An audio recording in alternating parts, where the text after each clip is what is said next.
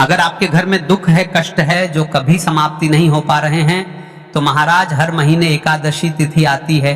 8 मई गुरुवार एकादशी है ना, हर महीने की एकादशी तिथि के दिन यदि कोई व्यक्ति अपने दुख कष्ट का स्मरण करते हुए शिव मंदिर में जाकर के या फिर अपने घर पर ही यह तुलसी और एक गोल बत्ती के दीपक का उपाय कर लेता है तो उसके जीवन के सारे रोग कष्ट समाप्त हो जाते हैं। बस इस विधि से यदि इस उपाय को कर लेता है, महाराज ध्यान दीजिएगा मेरी इस बात को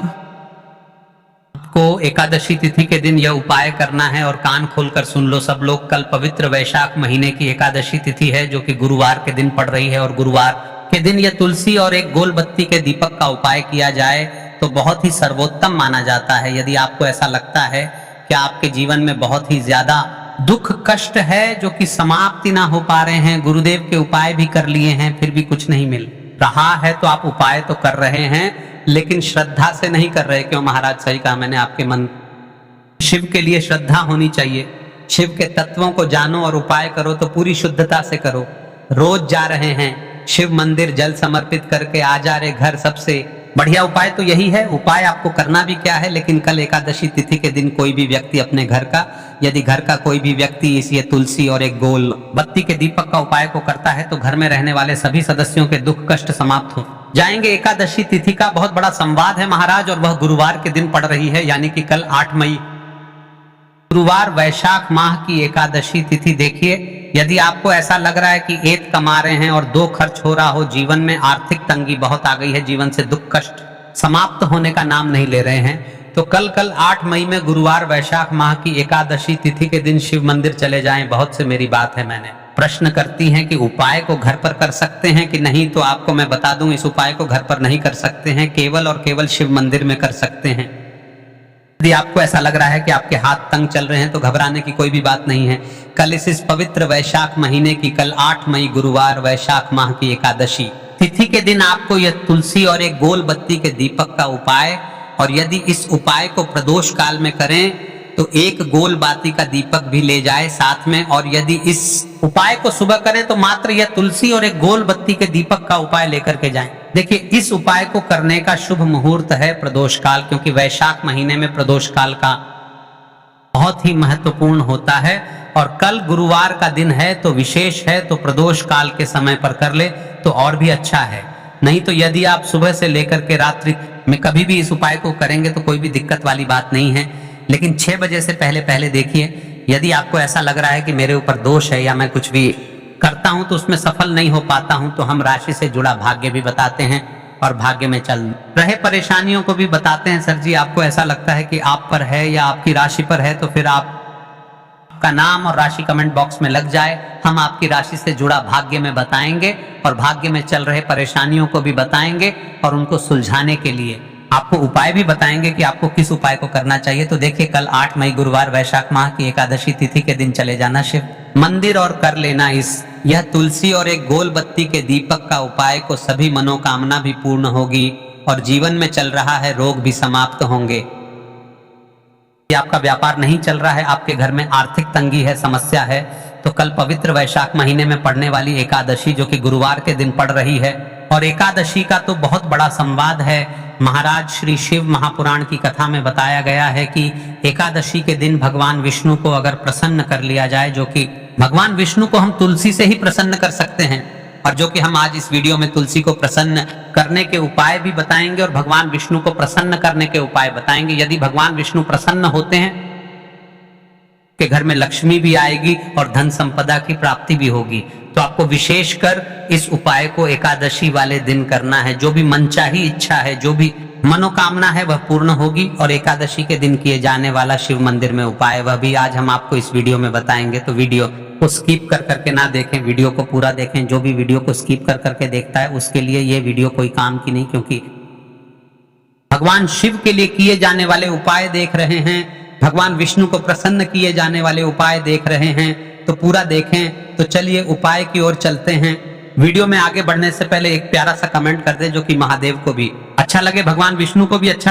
देखिए, वैशाख मास के दिनों में विशेषकर भगवान शिव और माता पार्वती और विष्णु भगवान का पूजन किया जाता है। अब साथ ही साथ वैशाख एकादशी तिथि का दिन भी पड़ गया है, तो ऐसा समझ लीजिए आपके जीवन में धन भी आएगा, सुख भी आएगा, धन बढ़ेगा भी और साथ ही साथ आपके जीवन के सारे संकटों को भगवान शिव जी दूर कर देंगे। तो चलिए सबसे पहले बात कर लेते हैं सबसे पहले उपाय की, जो कि गुरुवार वाले दिन आपको विशेष करना है। और इस उपाय को करने से आपकी कोई भी ऐसी इच्छा, कोई भी विश जो अभी तक अधूरी है, पूरी नहीं हो रही है, तो आपकी बड़ी विश और मनोकामना भी पूरी हो जाती है जब आप बुधवार वाले दिन इस पहले उपाय को कर लेते हैं। तो देखिए, आप सभी जानते हैं कि श्री हरि विष्णु जो है, उन्हें तुलसी दल सबसे प्रिय है। बिना तुलसी माता के श्री हरि विष्णु अधूरे हैं और बिना तुलसी पत्तों के श्री हरि विष्णु का भोग अधूरा है। अब श्री हरि विष्णु को प्रसन्न करके आप अपनी किसी भी मनोकामना को पूरा कर सकते हैं, क्योंकि श्री हरि विष्णु प्रसन्न हो गए तो आपकी कोई भी विश और इच्छा मनोकामना अधूरी नहीं रहेंगी। हम सभी के घरों में माता तुलसी का पौधा अवश्य ही होता है। तो देखिए, हमें तुलसी जी के पौधे से सबसे पहले तो 3 पत्ते तोड़ने हैं। देखो, एकादशी वाले दिन आपको तुलसी के पत्ते नहीं तोड़ने हैं। तो देखिए, तुलसी जी के आपको 3 पत्ते तोड़ लेने हैं और इन तुलसी जी के पत्तों को तोड़ने के बाद आपको एक चुटकी हल्दी भी अपने साथ में लेनी है।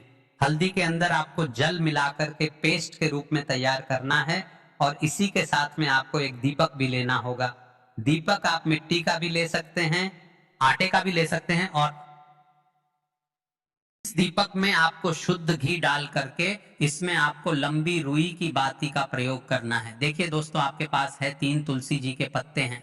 तो पहला जो तुलसी जी का पत्ता है, उस पर आपको सबसे पहले तो जो आपने हल्दी ली है उसकी एक बिंदी लगानी है। और पहला जो तुलसी जी का पत्ता है आपके घर में भगवान विष्णु का, चाहे कोई सा भी स्वरूप हो, चाहे लड्डू गोपाल जी का स्वरूप हो, या फिर भगवान कृष्ण की आपके मंदिर में प्रतिमा हो, या फिर भगवान श्री राम की प्रतिमाएं, उनके सामने आपको पहला तुलसी जी पत्ता अर्पित करना है। अब देखिए दोस्तों, आपके पास जो 2 तुलसी जी के पत्ते हैं और आपके पास जो एक दीपक है, इन्हें आपको लेकर के पहुंचना है अपने ही घर में तुलसी जी के पौधे के पास में। देखिए, सबसे पहले तो आपके पास जो 2 तुलसी जी के पत्ते हैं, उन पर भी आपको हल्दी की एक बिंदी लगानी है और उन दोनों ही तुलसी जी के पत्तों को आपको अपने घर में तुलसी जी के पौधे के वहां पर ही अर्पित कर देने हैं। और इस प्रकार से ये दोनों पत्ते भी तुलसी जी के पौधे के पास में अर्पित के बाद अंत में जो आपके पास एक लंबी बाती का दीपक है, इसे आपको तुलसी जी के पौधे के पास में ही प्रज्वलित कर देना है। जो भी व्यक्ति अपने ही घर पर इस प्रकार से तुलसी जी के 3 पत्तों का यह उपाय कर लेता है, तो उसका परिवार हमेशा खुश रहता है। उसके परिवार में कभी भी कोई भी संकट उत्पन्न नहीं होता है और यदि आपके घर में जो भी गृह क्लेश है वह भी समाप्त होते हैं। तो इस प्रकार से यह सुंदर सा उपाय करना है। अब बात करते हैं अगले उपाय की। देखो, यदि आपके जीवन में आर्थिक संकट बहुत अधिक हो रहे हैं, समस्या लगातार जीवन में बनी हुई है, 1 रुपयों को प्राप्त करने के लिए आपको बहुत अधिक मेहनत कर रहे हैं, तो आज रात्रि में सोने से पहले आपको हो यह एक चमत्कारी दीपक का उपाय अवश्य करना है। या फिर यदि आपका जो व्यापार है, बिजनेस है, दुकान है, वह अच्छे से नहीं चल पा रही है, तो आज रात्रि में इस विशेष दीपक का उपाय आपको अवश्य करना चाहिए। देखो दोस्तों, दीपक हमारे घर में सभी नकारात्मक शक्ति को बाहर करता है। यह उपाय आपको साल में केवल 1 बार करने का ही मौका मिलता है। देखिए, इस उपाय के लिए आपको तुलसी जी की जो सूखी लकड़ी होती है उसे ले लेना है। देखिए दोस्तों, यदि आपके पास पुरानी तुलसी जी की लकड़ी है तो उसे आप ले सकते हैं, और यदि आपके घर में तुलसी जी जो लकड़ी है वह सूखी हुई है तो उसकी लकड़ी आप तोड़ करके इस्तेमाल कर सकते हैं। लेकिन आपको ध्यान रखना है कि सूर्यास्त से पहले पहले ही आपको यह जो तुलसी जी की लकड़ी है इससे अवश्य ही तोड़ लेना है।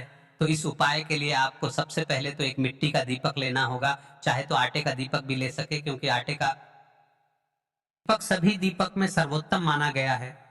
और एकादशी वाले दिन इस दीपक के अंदर आपको शुद्ध घी का प्रयोग करना होगा और इससे दीपक के अंदर आपने जो तुलसी जी की लकड़ी ली है उसे भी रख देना है। लेकिन ये जो तुलसी जी की लकड़ी है, इसमें आपको चारों तरफ अच्छे से घी लगा लेना है।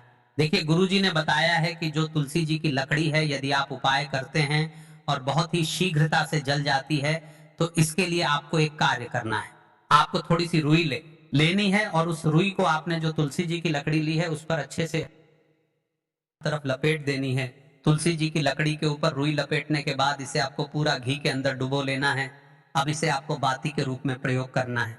अब दोस्तों, इस दीपक को आपको प्रज्वलित कहाँ करना है? तो इस दीपक को आपको या तो भगवान विष्णु के सामने प्रज्वलित करना होगा, या फिर आपको भगवान श्री राम के सामने प्रज्वलित करना होगा, या फिर भगवान कृष्ण के सामने, यानी कि भगवान विष्णु के जो भी अवतार हैं उनके सामने आप यह दीपक प्रज्वलित कर सकते हैं, या फिर आप इस दीपक को माता तुलसी जी के सामने भी प्रज्वलित कर सकते हैं। पूज्य गुरुजी ने बताया है कि जो भी व्यक्ति इस प्रकार से तुलसी जी की डंडी से ये दीप दान कर देता है, उसके जीवन में कभी भी धन की समस्या नहीं होती है। इसीलिए आपको यह पूरे साल में केवल 1 बार ही मौका मिलता है।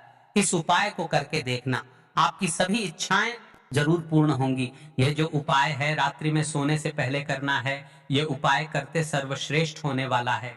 देखिए, इस उपाय के लिए आपको मात्र 5 हरे मूंग के दाने ले लेना है। देखिए, तिथि है और यह बुधवार के दिन पड़ रही है। इस एकादशी बुधवार के बाद पड़ रही है, यानी कि गुरुवार की एकादशी वैशाख की। आपको 5 हरे मूंग के दाने लेना है। हरे मूंग के दाने आपको साबुत लेने हैं, खंडित नहीं होने चाहिए, इस बात का ध्यान रखें। और इसी के साथ में आपको एक तांबे के पात्र के अंदर अपने घर से शुद्ध जल ले लेना है।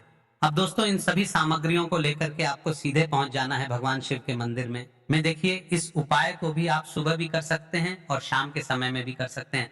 देखिए, भगवान शिव के मंदिर में पहुंचने के बाद आपके पास जो 5 हरे मूंग हैं, उनमें से पहला जो हरा मूंग है, आपको शिवलिंग के सामने जो नंदी महाराज होते हैं और उनका जो पैर उठा हुआ होता है, वहां पर आपको पहला हरा मूंग समर्पित कर देना है और आपको ओम नमः शिवाय इस मंत्र का जाप कर लेना है। फिर आपको दूसरा हरा मूंग लेना है और शिवलिंग पर जो श्री गणेश जी वाला स्थान होता है, वहां पर आपको यह दूसरा हरा मूंग समर्पित कर देना है। यानी कि शिवलिंग के सीधे तरफ आपको यह दूसरा हरा मूंग समर्पित करना है और फिर आपको ओम नमः शिवाय या फिर श्री गणेशाय नमः इस मंत्र आप कर लेना है। तीसरा हरा मूंग का दान आपको भगवान शिव की सबसे प्रिय पुत्री माता अशोक सुंदरी वाले स्थान पर समर्पित करना होगा। शिवलिंग की जो जलाधारी होती है, जहां से जल बह के आता है, जलाधारी के बीच में जो कहीं कहीं उठी हुई लाइन होती है सांप की आकृति के रूप में, वहीं पर आपको तीसरा हरा मूंग समर्पित करना है और फिर आपको ओम नमः शिवाय इस मंत्र का जाप कर लेना है। अब दोस्तों, चौथा जो हरा मूंग है, उसे आपको भगवान कार्तिकेय जी का जो स्थान होता है शिवलिंग पर, वहां पर आपको ये चौथा हरा मूंग का दाना समर्पित कर देना है और आपको ओम नमः शिवाय इस मंत्र का जाप कर लेना है। अब दोस्तों, आपके पास जो 5वां और अंतिम हरा मूंग बचा हुआ है, उसे जल के पात्र के अंदर डाल देना है और इस हरे मूंग से युक्त जल से आपको भगवान शिव के शिवलिंग का अभिषेक कर देना है। जल आपको बिल्कुल धीरे धीरे समर्पित करते जाना है और लगातार आपको शिव महापुराण के मूल मंत्र श्री शिवाय नमस्तुभ्यम इस मंत्र का जाप करते रहना है। फिर आपको शिवलिंग के सामने बैठकर, यदि आप अपने बच्चों के लिए यह उपाय कर रहे हैं, यदि आप अपने बच्चों की बुद्धि, ज्ञान और विवेक के लिए उपाय कर रहे हैं, तो उसके लिए आपको प्रार्थना कर लेनी है। या फिर व्यापार में वृद्धि करने के लिए यह उपाय कर रहे हैं, तो उसकी कामना करते हुए आपको प्रार्थना कर लेनी है। या फिर अपनी नौकरी के लिए कर रहे हैं, या फिर अपने इंटरव्यू के लिए, या फिर धन की प्राप्ति के लिए कर रहे हैं, जिस भी कामना के लिए आप उपाय कर रहे हैं, उसे परिपूर्ण करने के लिए आपको महादेव से प्रार्थना कर लेनी है और फिर आपको वापस अपने घर आ जाना है। पूज्य गुरु जी ने कहा है कि जो भी व्यक्ति इस उपाय को कर लेता है, तो यकीन मानिए आपके जीवन की जो सारे संकट, कष्ट और बाधाएं हैं, वह सभी समाप्त होंगे। आप दोस्तों, हम जान लेते हैं चौथे चमत्कारी उपाय के बारे में, लेकिन यह उपाय विशेषकर उन लोगों को करना है जिनका व्यापार बिल्कुल भी ढंग से नहीं चल पा रहा है, या फिर जिनके घर में धन की परेशानी बहुत अधिक है, साथ ही साथ जिनका जो बुध ग्रह है वह कमजोर अवस्था में है, तो उन्हें यह उपाय करना चाहिए। बुध ग्रह एकादशी वाले दिन बुध को मजबूत करने के लिए आपको विशेषकर यह उपाय करना है। देखिए, इस उपाय के लिए आपको मात्र एक प्यारी सी बेलपत्र लेनी होगी। बेलपत्र जो है वह कहीं से भी खंडित नहीं होनी चाहिए। बेलपत्र यदि आपको प्राप्त नहीं हो पाती है, तो आप भगवान शिव के शिवलिंग पर चढ़ी हुई बेलपत्र को पुण्य शुद्ध जल से धोकर के उपयोग कर सकते हैं। इसी के साथ में आपको मात्र एक हरा मूंग लेना है। हरा मूंग भी आपको साबुत लेना है, खंडित नहीं होना चाहिए। और इसी के साथ में आपको एक तांबे के पात्र के अंदर शुद्ध जल लेना होगा। देखिए, ये तीनों सामग्री लेकर के आपको सीधे पहुंचना होगा भगवान शिव के मंदिर में। यह उपाय आप सुबह से लेकर के शाम तक किसी भी समय कर सकते हैं। देखिए, सबसे पहले तो आपके पास जो एक बेल पत्र है, उससे आपकी जो भी कामना है, चाहे व्यापार से जुड़ी हो, बुद्धि ज्ञान विवेक की प्राप्ति के लिए हो, आपके घर में सुख शांति को लेकर आपकी कोई कामना हो, जो भी आपकी कामना है उन्हें आपको बोलना है। और ये जो एक बेल पत्र है, सबसे पहले तो आपको माता अशोक सुंदरी वाले स्थान पर समर्पित कर देनी है। देखें, बेलपत्र की चिकनी साइड शिवलिंग से स्पर्श रहेंगी और इसकी जो डंडी है वह आपको जलाधारी की ओर रखनी है। इस प्रकार से आपको यह जो बेल पत्र है, इससे माता अशोक सुंदरी वाले स्थान पर समर्पित कर देना है। अब दोस्तों, आपके पास जो एक हरा मूंग का दाना है, उससे आपको आपकी जो भी कामना है उसे बोलते हुए उस हरे मूंग दाने को आपको उसे जल पात्र के अंदर डाल देना है। अब दोस्तों, ये जो हरा मूंग युक्त जल है, इसे आपको समर्पित करना है। आपकी जो भी कामना है, चाहे आपका जो व्यापार है वह अच्छे से नहीं चल पा रहा है, तो इस प्रकार से आपको कामना करनी है। और ये जो हरी मूंग से युक्त जल, इसमें से थोड़ा सा जल सबसे पहले तो आपको भगवान श्री गणेश जी वाला स्थान पर समर्पित करना है, फिर थोड़ा सा जल आपको माता अशोक सुंदरी वाले स्थान पर समर्पित करना है, और फिर जो अंत में थोड़ा सा जल और बचेगा उसे पूरा आपको भगवान शिव के शिवलिंग पर धीरे धीरे अर्पित कर देना है। श्री शिवाय नमस्तुभ्यम इस मंत्र का जाप करते हुए। तो इस प्रकार से आपको थोड़ा थोड़ा जल समर्पित करना है। थोड़ा सा जल आपको भगवान गणेश जी वाले स्थान पर, फिर माता अशोक सुंदरी वाले स्थान पर, फिर अंत में भगवान शिव के शिवलिंग पर अर्पित कर देना है। आपकी जो भी समस्या होगी वह विघ्नहर्ता आपकी समस्या को समाप्त जरूर करेंगे। अब हम बात कर लेते हैं तीसरे उपाय की। के लिए आपको लेना है 11 चावल के दाने। गुरु जी ने कहा है चावल के दाने खंडित नहीं लेने हैं, बिल्कुल साबुत होने चाहिए। उसके साथ में आपको लेना है एक बेलपत्र। बेलपत्र का भी एक नियम है, अगर आपके पास बेलपत्र नहीं है तो आप शिवलिंग से उठाकर उसको पुनः शुद्ध जल से धोकर इस्तेमाल कर सकते हैं। इस प्रकार आपको बेलपत्र लेना है। इसके बाद आपको एक लोटा जल लेना है। अब ये सब सामग्री लेकर आपको जाना है महादेव के मंदिर में।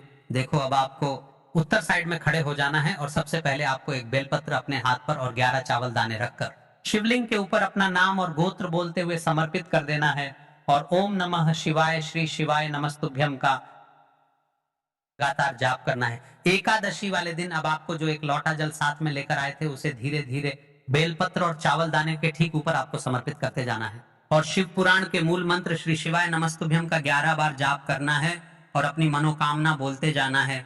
देखो, बस छोटा सा उपाय करना है, देखना एक दिन आपके सब काम बनने लग जाएंगे। गुरु जी का बहुत ही विशेष उपाय है। चलते हैं तीसरे उपाय की तरफ को लेना है एक गोलबाती का दीपक। आप चाहे तो मिट्टी का ले सकते हैं या फिर घर से शुद्ध आटा मढ़कर उसका दीपक आप तैयार कर सकते हैं। इसके बाद आपको लेना है शुद्ध गाय का घी। अगर वह नहीं है तो कोई भी देसी घी इस्तेमाल कर सकते हैं जिससे आपको दीपक प्रज्वलित करना है। देखो, अब यह सब सामग्री लेकर आपको जाना है। प्रदोष काल में आपके घर पर तुलसी जी के घेरे के पास में देखो, यह उपाय तो आपको अवश्य करना है।